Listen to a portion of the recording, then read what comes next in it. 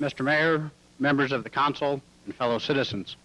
I am George Bryce. I am president of the Board of Trustees of the Nicolaysen Art Museum and Children's Center, and I am here to give a progress report on a 5-year mountain climbing expedition, if you will, that our board and about 800 donors and about 22,000 people a year who use the museum have been involved with.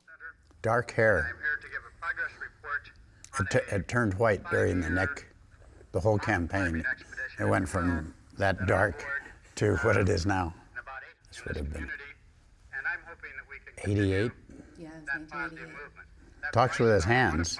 That guy does. The museum is good for everyone, not just artists, not just collectors, not just the people who will earn wages by building it, and not just the people who will work there. It's good for business, it's good for the tourist trade, it's good for the children who attend it, and it can exemplify a positive attitude that is creeping into Casper. In 1984, we did a feasibility study, and it appeared that raising a couple of $1 million would be really quite easy to get accomplished. We then went through the political phase where the city was going to help us have a site, and we were going to put $2 million in an endowment. We were looking at a location over where David Street Station is now, and it would have been ideal right immediately downtown.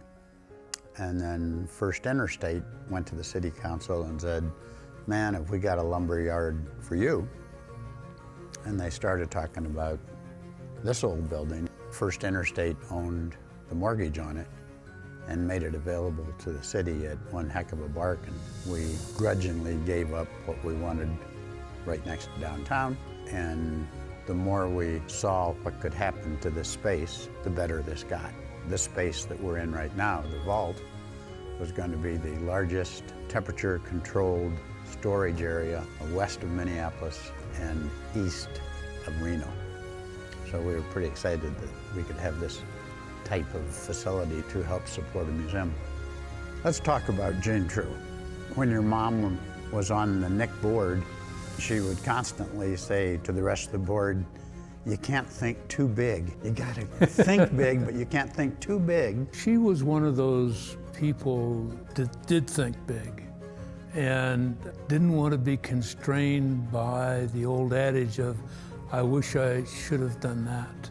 Maybe you had to pare it back, but at least you thought about what was possible and not wish that I had done something different.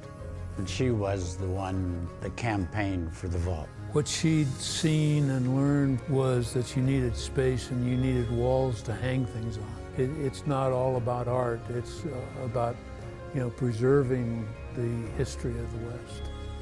I was hired as an art teacher to travel from school to teach art. The first classes, they were workshops encouraging teachers to incorporate art in whatever units they were learning about. We are all born with this innate desire to express ourselves visually.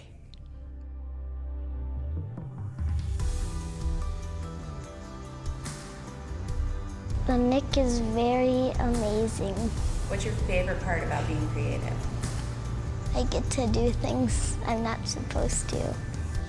One of the rules in the classroom is turn mistakes into masterpieces. Just teaching kids now that it's okay to make a mistake. Maybe your elephant you're trying to draw turns into this ugly alien thing. That's okay. It can be an ugly alien elephant.